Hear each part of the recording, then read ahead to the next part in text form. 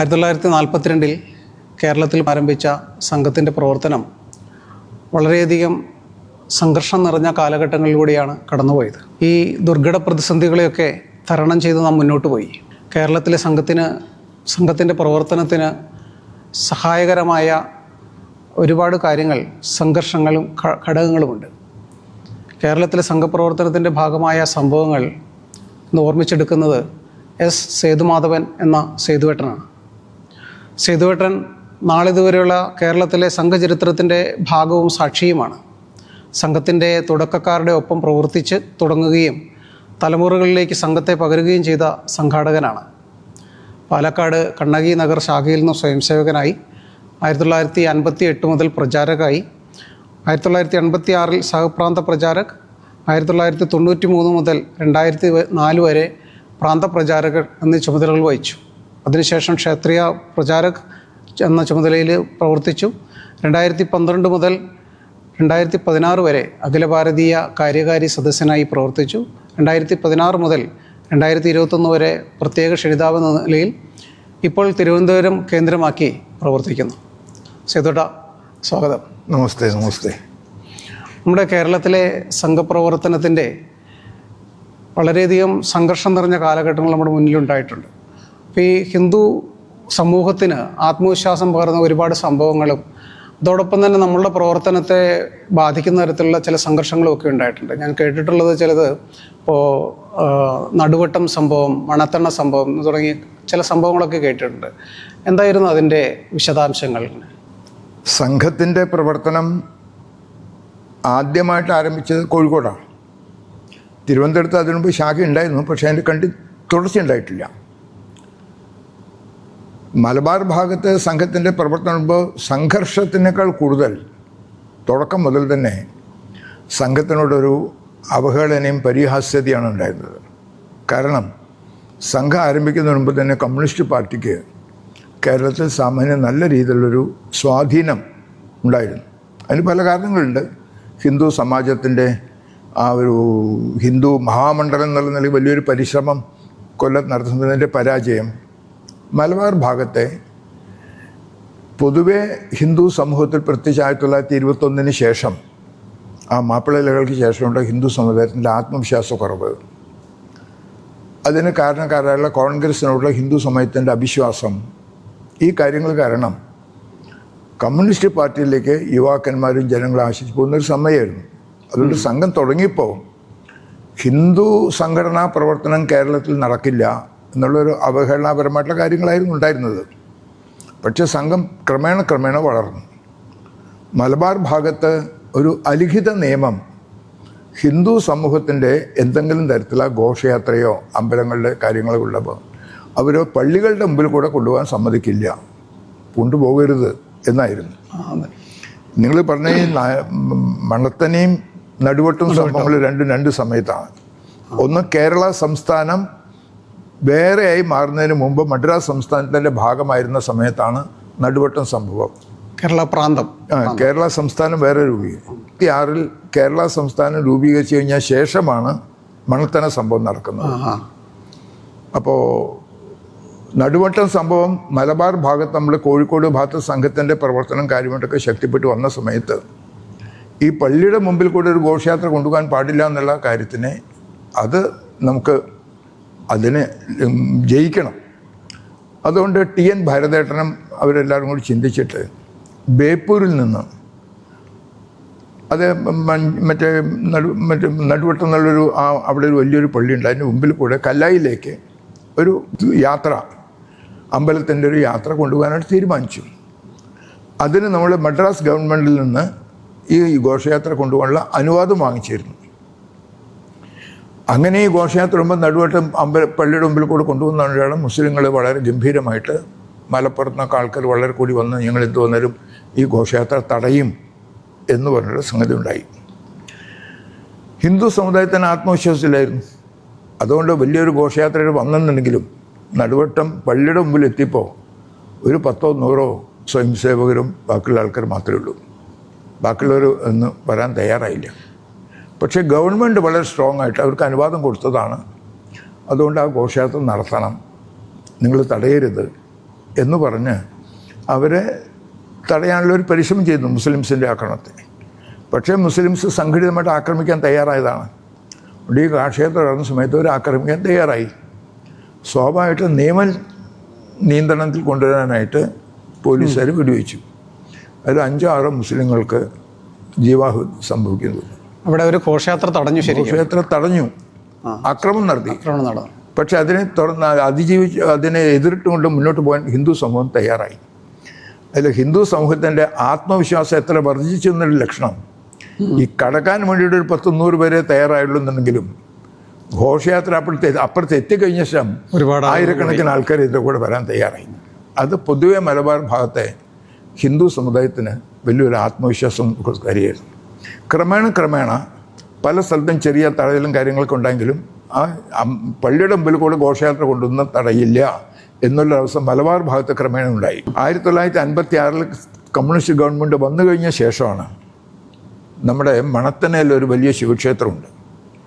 ആ ശിവക്ഷേത്രത്തേക്ക് മറ്റ് സ്ഥലങ്ങൾക്ക് സാധാരണ ഇങ്ങനെ കൊണ്ടുപോകുന്നൊരു പതിവുണ്ടായിരുന്നു. അത് നടുവട്ടം എന്നുള്ള മറ്റേ എന്താണ് മണത്തണയിൽ ഈ ശരിക്ക് ഗുരുവായൂർ ഭാഗത്ത് നിന്ന് മണത്തല കൂടി വേണം ഈ ക്ഷേത്രത്തിലേക്ക് പോകാൻ, അല്ല ഗുരുവായൂർ മണത്തലേക്ക് പോകാൻ. അതിൻ്റെ ഇടയ്ക്കൊരു പള്ളി ഉണ്ടായിരുന്നു. അതവർ ഈ ഘോഷയാത്ര കൊണ്ടുപോകാൻ സമ്മതിക്കില്ല എന്നുള്ള ഒരു ഇത് വന്നു, തടഞ്ഞ ഒരു പ്രാവശ്യം. അത് ജനസംഘം അവരത് ഏറ്റെടുത്തു. TN ഭരതേട്ടൻ തന്നെയായിരുന്നു ആ ജനസംഘത്തിൻ്റെ പ്രസിഡൻ്റൊക്കെ ആ കാലഘട്ടത്തിൽ. അതുകൊണ്ട് ഘോഷയാത്ര കൊണ്ടുപോകാൻ തീരുമാനിക്കും. പള്ളിയുടെ മുമ്പിൽ വെച്ച് അവർ തടയും. പള്ളിയിൽ മുസ്ലിങ്ങൾ തടയുന്നതിന് പകരം ഗവൺമെൻറ് തന്നെ അതിനെ തടയും. അന്നത്തെ കമ്മ്യൂണിസ്റ്റ് ഗവൺമെൻറ് ആയിരുന്നു, അതുകൊണ്ട് കൊണ്ടുപോകാൻ സാധിക്കില്ല. അപ്പോൾ പിന്നെ ഒരു സത്യാഗ്രഹം എന്നുള്ള നിലയ്ക്ക് റെഗുലറായിട്ട് പോകും. അവിടെ വെച്ച് തടയും, അവരെ അറസ്റ്റ് ചെയ്യും, അവർ കൊന്നുകൊണ്ടിടും, പിറ്റേ ദിവസം നടക്കും. അങ്ങനെ ഏകദേശം 1 മാസത്തോളം ആ സമരം നടന്നു. അതങ്ങനെ ഒരു ചടങ്ങ് പോലെ നടക്കുന്നതിന് പകരം എന്ത് വന്നാലും ശരി ഘോഷയാത്ര കൊണ്ടുപോകുന്നവർക്ക് വലിയ സംഖ്യയോടുകൂടി കൊണ്ടുപോകാൻ തീരുമാനിച്ചു. ആ സമയത്ത് നിയമമന്ത്രിയായിരുന്നത് കൃഷ്ണയ്യരായിരുന്നു, വി.ആർ. കൃഷ്ണയ്യർ. അദ്ദേഹം ഇടപെട്ടിട്ട് ഒരു പ്രത്യേക തരത്തിലുള്ള ഒരു ധാരണ ഉണ്ടാക്കാൻ 2 കൂട്ടങ്ങളിൽ.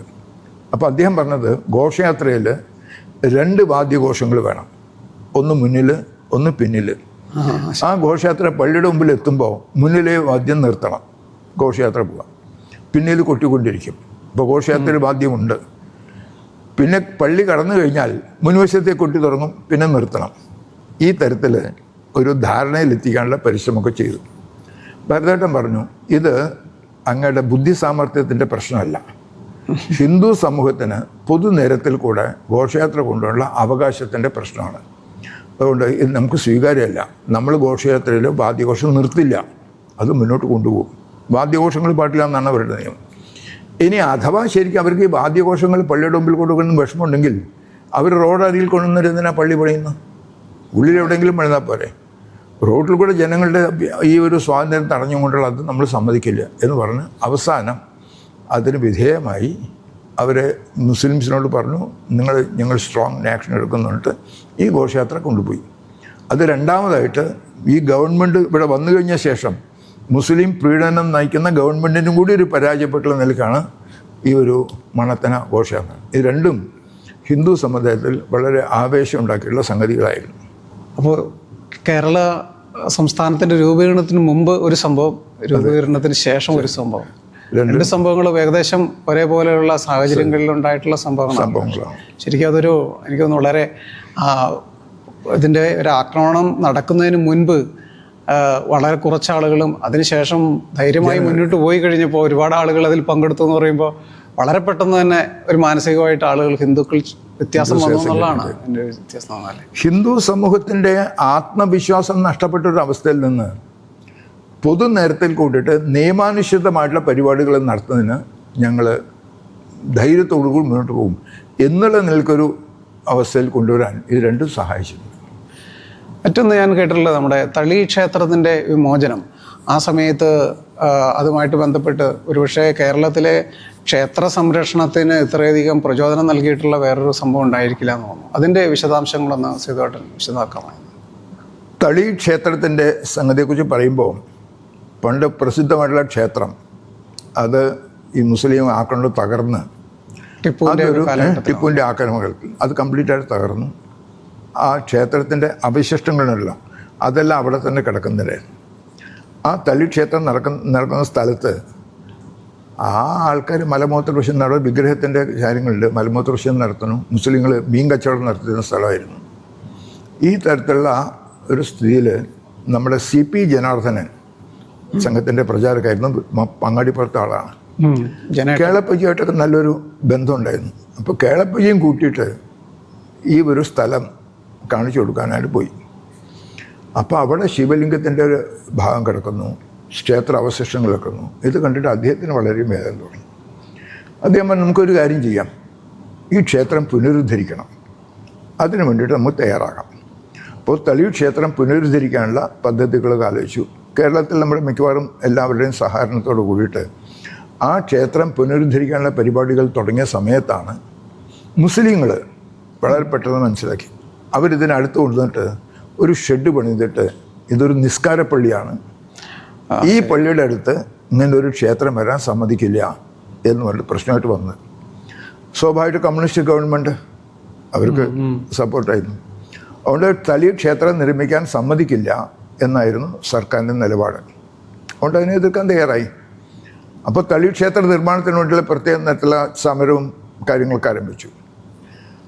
ആ സമരത്തെ മുഴുവൻ തച്ച് തകർക്കാനായിരുന്നു ഗവൺമെൻറ്റിൻ്റെ പ്ലാൻ.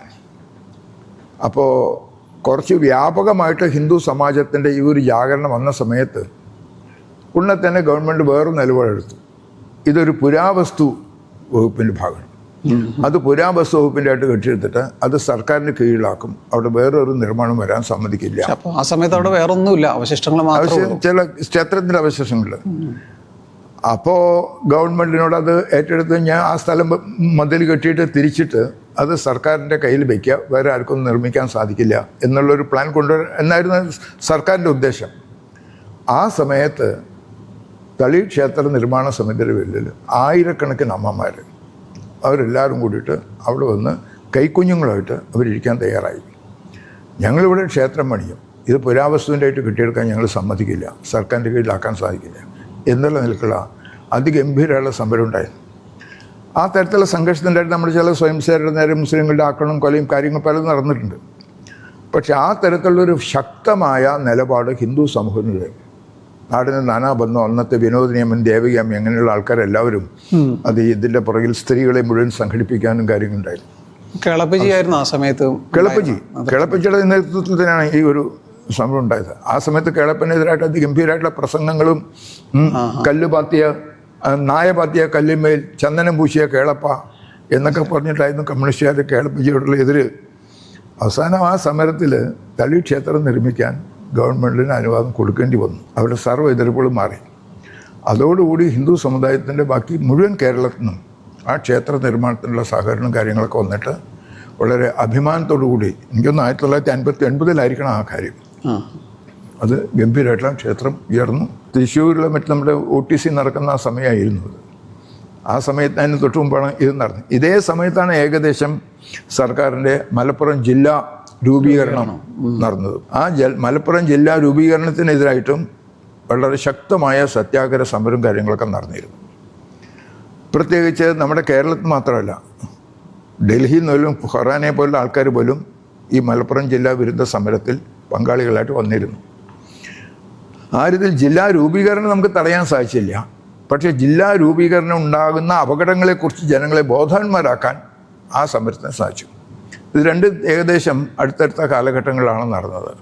അതുകൊണ്ട് തളിയൂർ ക്ഷേത്ര നിർമ്മിക്കാൻ നമ്മൾ വിജയിച്ചു. മലപ്പുറം ജില്ല ആ രൂപീകരണം തടയാൻ സാധിച്ചില്ലെങ്കിലും അതുകൊണ്ട് മലപ്പുറം ഭാഗത്തെ സമാജത്തിൽ വലിയൊരു ജാഗരണം ഉണ്ടാക്കാൻ ഈ രണ്ട് കാര്യങ്ങൾ സഹായിച്ചിട്ടുണ്ട്.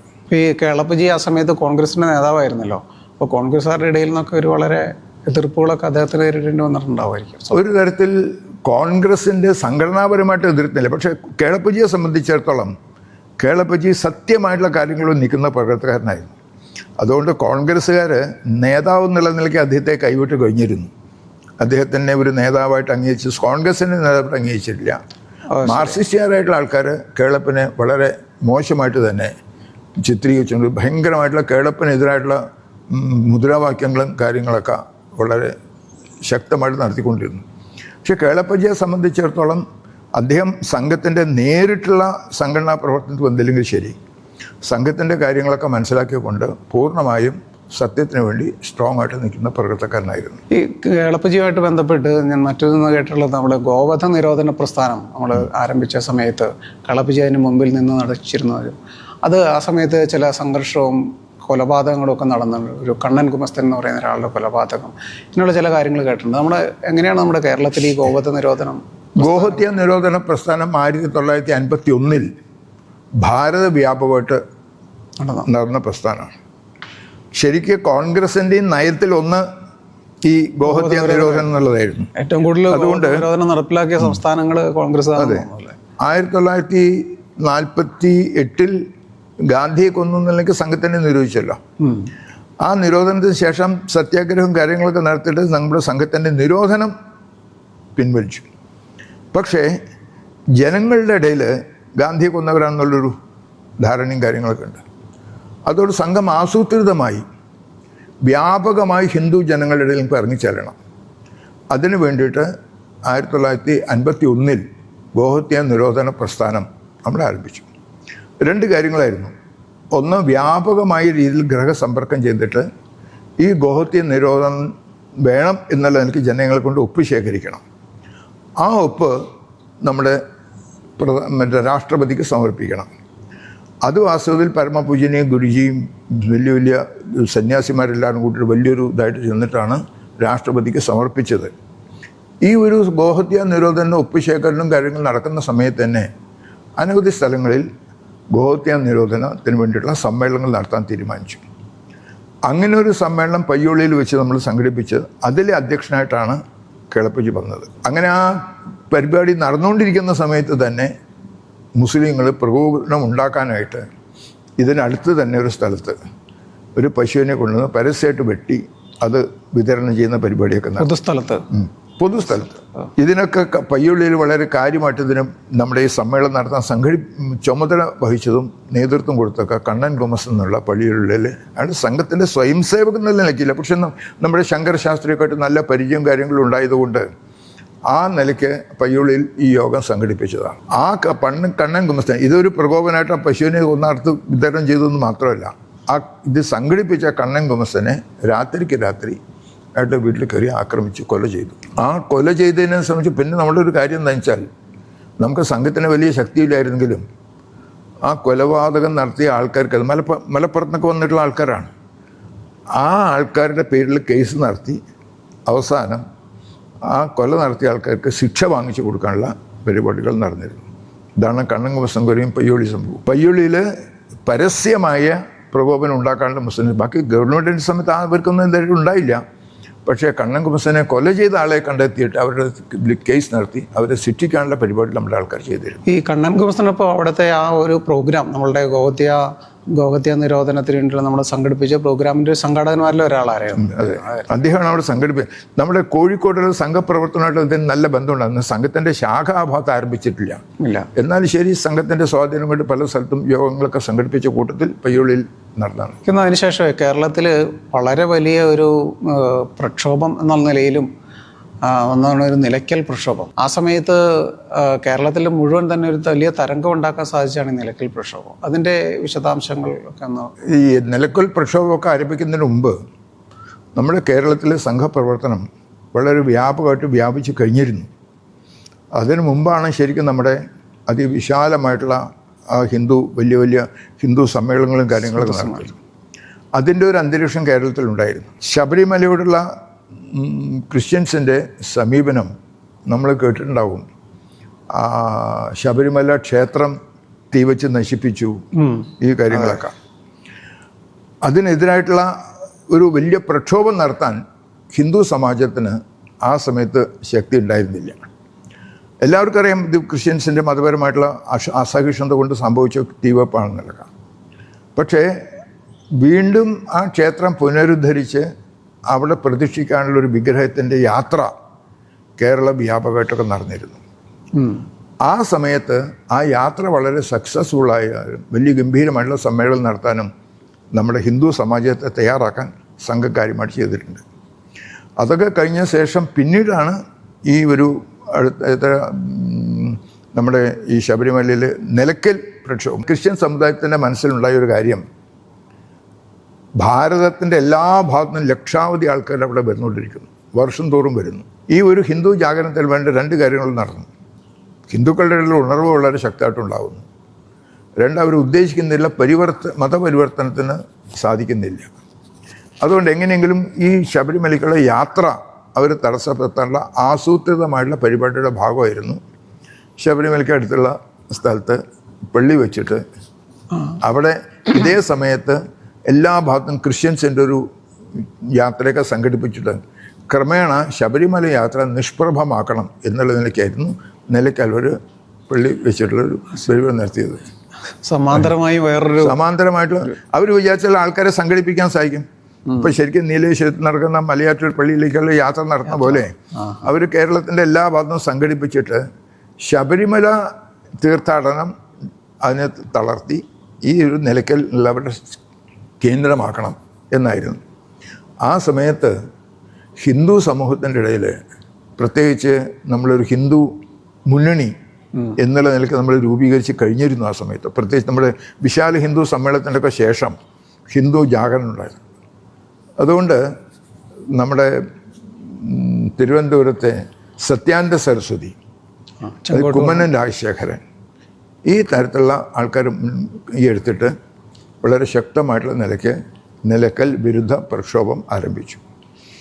ശബരിമല ക്ഷേത്രം അതിൻ്റെ ചുറ്റുഭാഗത്തുള്ള മലകളെല്ലാം തന്നെ ശബരിമലയുടെ പുണ്യസ്ഥലങ്ങളാണ്. ആ പുണ്യമലകളാണ്. ശബരിമല പുണ്യസ്ഥലത്തിന് പരിസരത്ത് വേറൊരു ആരാധന സ്ഥലം വരാനോ ഭാവിയിലൊരു സംഘർഷം ഉണ്ടാകാനോ സമ്മതിക്കരുത്.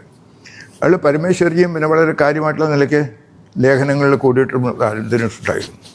ആ നിലയ്ക്കൽ പ്രക്ഷോഭം നമ്മുടെ ഈ കേരളത്തിൽ മാത്രമല്ല ഭാരതത്തിലാകമാനം അതിൻ്റെ ഒരു ചലനം ഉണ്ടാക്കിയിരുന്നു. അതുകൊണ്ട് അന്നത്തെ നമ്മുടെ കേരളത്തിൻ്റെ മുഖ്യമന്ത്രി ശരിക്ക് കമ്മ്യൂണിസ്റ്റ് പാർട്ടിയല്ല, കോൺഗ്രസിൻ്റെയാണ്. കരുണാകരനാണ് ഭരിച്ചിരുന്നത്. കരുണാകരൻ ഹിന്ദു ഭക്തനാണ്, ഗുരുവായൂർ ഭക്തൻ എന്നൊക്കെയാണ് പറയാറുള്ളത്. പക്ഷേ ശക്തമായിട്ടുള്ള നിലയ്ക്ക് ഈ ഒരു നിലയ്ക്കൽ പ്രക്ഷോഭത്തിൽ ഹിന്ദു പ്രക്ഷോഭം എതിരായിട്ട് നിന്നുള്ളൊരു വ്യക്തിയായിരുന്നു അന്നത്തെ കോൺഗ്രസ്. അതുകൊണ്ട് കേരളത്തിൽ അങ്ങോളം ഇങ്ങോളം പ്രക്ഷോഭങ്ങളും കാര്യങ്ങളൊക്കെ ഉണ്ടായിരുന്നു. പോലീസ് നടപടികളൊക്കെ സത്യാനന്ദ സരസ്വതിയുടെ ആഭിമുഖ്യത്തിൽ സന്യാസിമാരായിട്ടുള്ള ആൾക്കാരൊരു കൂട്ടം നിലയ്ക്കലേക്ക് ഒരു യാത്ര നടത്തിയിരുന്നു. അതും ഒരു പ്രക്ഷോഭത്തിൻ്റെ ഭാഗമായിട്ടാണ്. ആ സന്യാസിമാരെ അടക്കം വളരെ ക്രൂരമായിട്ടുള്ള നിലയ്ക്ക് ലാത്തി ചാർജ് അവർ നടത്താൻ തയ്യാറായി.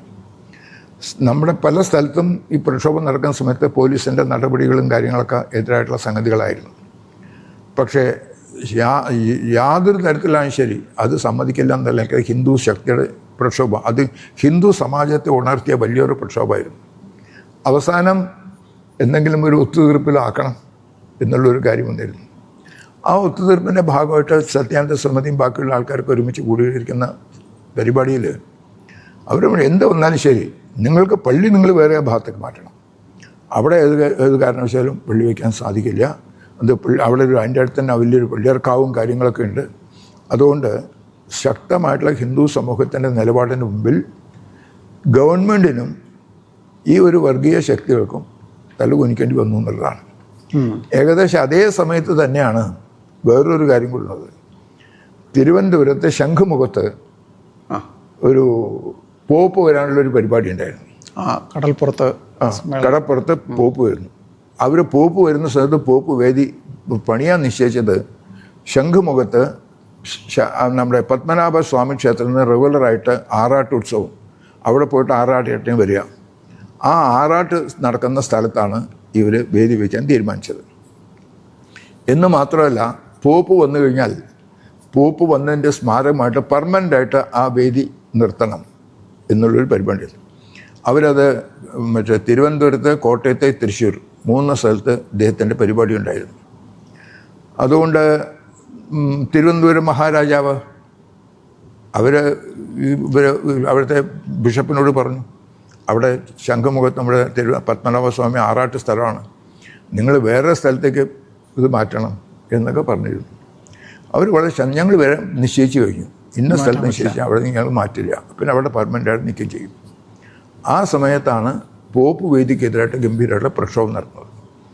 തിരുവനന്തപുരത്ത് വെച്ച് അതിഗംഭീരമായിട്ടുള്ള സമ്മേളനത്തിൽ സത്യാനന്ദ സ്വാമിജി പറഞ്ഞു, സത്യാനന്ദ സരസ്വതി, ഇതാണ് നിങ്ങളുടെ നിലപാടെന്നുണ്ടെങ്കിൽ നമ്മൾ സമുദായ മൈത്രി വളരെ കാര്യമായിട്ട് ആഗ്രഹിക്കുന്ന ആൾക്കാരാണ്. നമ്മുടെ പത്മനാഭസ്വാമി ക്ഷേത്രത്തിൽ കാലങ്ങളായിട്ട് നടക്കുന്ന ആറാട്ട് നടക്കുന്ന ആ കടവിൽ തന്നെ നിങ്ങൾ വേദി നിർമ്മിക്കും, അത് പെർമനൻ്റ് ആക്കും, വേണമെങ്കിൽ നിങ്ങളുടെ ആറാട്ട് വേറെ സ്ഥലത്തേക്ക് മാറ്റിക്കോളൂ എന്ന് പറയുന്നൊരു നിലപാട് ഒരു സമുദായ സൗഹാർദ്ദം സൃഷ്ടിക്കുന്നതല്ല. അതാണെന്നുണ്ടെങ്കിൽ ഹിന്ദു സമുദായം ഉറപ്പിച്ച് പറയുന്നു, പോപ്പ് അവിടെ കാല് കുത്തില്ല എന്ന് പ്രഖ്യാപിക്കും. ഈ തരത്തിലുള്ളൊരു പ്രഖ്യാപനവും അന്തരീക്ഷവും കേരളത്തിൻ്റെ അന്നത്തെ ഹൈന്ദവ അന്തരീക്ഷം അതിൻ്റെ അവർക്ക് മനസ്സിലായി. അതുകൊണ്ട് ബിഷപ്പ് വന്നിട്ട് നമുക്കൊരു കാര്യം ചെയ്യാം, ഒത്തുതീർപ്പാക്കാം, ഞങ്ങൾ വേറെ മാറ്റിക്കൊള്ളാം എന്ന് മാത്രമല്ല, ആ ഒരു പോപ്പിൻ്റെ വേദി പണിത് കഴിഞ്ഞ ശേഷം അത് നമ്മൾ അവിടെ വയ്ക്കാമെന്നുള്ളതിന് നമ്മുടെ ആൾക്കാർ പറഞ്ഞു, പോപ്പ് വന്നു അനുമതി അവിടെ വേദിയാക്കാൻ സമ്മതിക്കില്ല, നിങ്ങൾ വേദി പണിതാൽ തന്നെ അത് കഴിഞ്ഞ ശേഷം നിങ്ങൾ മാറ്റിക്കൊണ്ടുകൊണ്ട് വരും എന്ന് പറഞ്ഞു. അവസാനം ആശ്രമത്തിൽ വെച്ചിട്ട് ഈ ബിഷപ്പ്മാരും അതിൽ സംഘത്തിൻ്റെയും ചില മുതിർന്ന കാര്യകർത്താക്കന്മാർക്കുണ്ടായിരുന്നു. അവസാനം അവർ പറഞ്ഞു, ഞങ്ങൾ വേദി സ്ഥലം മാറ്റാം എന്ന് മാത്രമല്ല ആ വേദി പെർമനൻ്റായിട്ട് വെക്കുന്നതിന് പകരം ഞങ്ങളിത് പൊളിച്ചുകൊണ്ട് പോകാം എന്നുള്ള കരാറിലായി. ആകെ നമ്മുടെ സംഘത്തിൻ്റെ ഒരു മുതിർന്ന അധികാരി, ഞാൻ ഇപ്പോൾ പേര് പറയാൻ ആഗ്രഹിക്കുന്നില്ല, അദ്ദേഹം പറഞ്ഞു, ഒരു കാര്യമുണ്ട്, ഈ വേദി നമുക്ക് സൗഹാർദ്ദം ഇപ്പോൾ മാത്രമല്ല കാലങ്ങൾ കഴിഞ്ഞാലും നിൽക്കണം. അതുകൊണ്ട് നിങ്ങൾ മുകളിൽ നിന്നൊക്കെ പൊളിച്ചുകൊണ്ട് പോയിട്ട് അതിൻ്റെ തൂണുകൾ അവിടെ ഉണ്ടെങ്കിൽ നാളെ എപ്പോഴെങ്കിലും ആരെങ്കിലും കുടിച്ചു പോയിട്ട് ഇത് പോപ്പി വന്ന തുണിയാന്ന് പറഞ്ഞിട്ട് ആ സമയത്ത് നമ്മുടെ അടുത്ത തലമുറ വഴക്കടിക്കാൻ സാഹചര്യം ഉണ്ടാകരുത്. അതുകൊണ്ട് നിങ്ങൾ താഴത്തുള്ള തൂണിൻ്റെ ആ ഇത് അടക്കം പൊളിച്ചുകൊണ്ട് പോകണം, ആ കണ്ടീഷനിൽ കൊണ്ട് മാറ്റി. അതും നമ്മുടെ ഹിന്ദു സമുദായത്തിൻ്റെ ശക്തമായ നിലപാടിൻ്റെ ഉണ്ടായിട്ട് ഒരു വിജയമായിരുന്നു. ഈ കണ്ണൂർ ഒരു പാലുകാച്ചിമല എന്ന് പറഞ്ഞ സ്ഥലത്തെ ഇതേപോലെ ചില സംഭവങ്ങൾ ഉണ്ടായതായിട്ട് കേട്ടിട്ടുണ്ട്. അതെന്തായിരുന്നു ആ സംഭവം എന്ന് ഓർമ്മ വരുന്നുണ്ട്? പാലുകാച്ചിമല എന്നുള്ളത് പയ്യന്നൂരിൻ്റെ കിഴക്കൻ ഭാഗത്തുള്ള ആ പ്രദേശങ്ങളിൽ നമ്മുടെ പൂഞ്ഞാറിലെ കേരള തമ്പുരാൻ്റെ ജ്യേഷ്ഠൻ രാജരാജവർമ്മ എന്നാണ് അതിൻ്റെ പേര്. അദ്ദേഹം മലബാറിൽ പോയിട്ട് കുറച്ച് ഭൂമി വാങ്ങിക്കുകയും ഇവിടുന്ന് ധാരാളം ആൾക്കാർ അവിടെ പോയി ഭൂമി വാങ്ങിച്ച ക്രിസ്ത്യൻസ് അവിടെ മുഴുവൻ അവരുടെ സ്വന്തമാക്കുന്നു. അതുകൊണ്ട് അത് മാറ്റിയിട്ട് ഹിന്ദു സമുദായത്തിലെ ആൾക്കാർ കുടിയേറി അവിടെ താമസിക്കണം. അവർക്ക് സ്ഥലമൊക്കെ പിരിച്ചു കൊടുക്കാനായിട്ട് വലിയൊരു ഭൂമിയൊക്കെ വാങ്ങിച്ചിടത്തേയും പ്രവർത്തിച്ചിരുന്നു. അതിൻ്റെ ഭാഗമായിട്ടാണ് അവിടെ പാലുകാച്ചിമലയിൽ ശ്രീരാമ വിഗ്രഹവും കാര്യങ്ങളൊക്കെ അദ്ദേഹം പ്രതിഷ്ഠിച്ചു. ഒരു സന്ദർഭത്തിൽ കാണുന്ന ആ ശ്രീരാമ വിഗ്രഹമൊക്കെ പൊളിച്ചിരിക്കുന്നു, അവിടെ കൊണ്ട് കുരിശി വയ്ക്കുന്നു. ശരി, ഈ ഒരു കാഴ്ച കണ്ടു.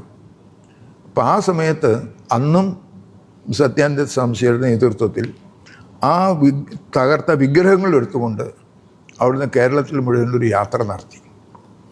എന്നിട്ട് പാലുകാച്ചിമലയിൽ അവിടുത്തെ കുരിശ് മാറണം, അവിടെ വീണ്ടും ക്ഷേത്രം പണിയണം. ഈ ഹിന്ദു സമുദായത്തിന് നേരെ ഏത് രീതിയിൽ അക്രമം നടക്കുന്ന ജനജാഗരണത്തിന് വേണ്ടിയിട്ടുള്ള ഒരു യാത്രയായിരുന്നു. അതിൽ ചോട്ടാ രാമചന്ദ്രനായിരുന്നു ആ യാത്രയുടെ ക്ഷേത്ര സംരക്ഷയുടെ ആയിരുന്നു അദ്ദേഹത്തിൻ്റെ ചുമതല വെച്ചിരുന്നു. അതുകൊണ്ട് ആ യാത്രയും കേരളത്തിൽ ചലനമുണ്ടാക്കി അവിടുത്തെ കുരിശ് മാറ്റി വീണ്ടും അവിടെ ഒരു ക്ഷേത്രം ഈ ശ്രീരാമ വിഗ്രഹം ക്ഷേത്രം പണിതിട്ട് ആ കാര്യങ്ങൾ നടന്നു. അതും നമ്മുടെ ഹിന്ദു സമാജത്തിൻ്റെ ജാഗരണത്തിൻ്റെ വിജയഗാഥയായിരുന്നു. സേവന പ്രവർത്തനം സംഘത്തിൻ്റെ സഹജമായ സ്വഭാവമായിരുന്നു. കോഴിക്കോട് ബാലഗോകുലത്തിൻ്റെ ആഭിമുഖ്യത്തിൽ ശ്രീകൃഷ്ണ ജയന്തി ആഘോഷം നടത്തട്ടെ. സംഘപ്രവർത്തനം കേവലം ശാഖ മാത്രമല്ല, സമൂഹത്തിൻ്റെ പരിവർത്തനം വരുത്തുന്നതിലും വളരെ കാര്യമായിട്ടുള്ള കമ്മ്യൂണിസ്റ്റ് പാർട്ടിയുടെ മാനിഫെസ്റ്റോയാണ് ശബരിമല ക്ഷേത്ര തീവ്ര സംബന്ധിച്ചുള്ള റിപ്പോർട്ട് അന്വേഷണ നിങ്ങൾ പുറത്തുകൊണ്ടത്. അതുകൊണ്ട് ഹിന്ദുക്കൾക്ക് ഈ കോൺഗ്രസ്സുകാരനാണ് നമുക്ക് ഇത്രയും ദുരിതം അനുഭവിക്കേണ്ടത് എന്നുള്ള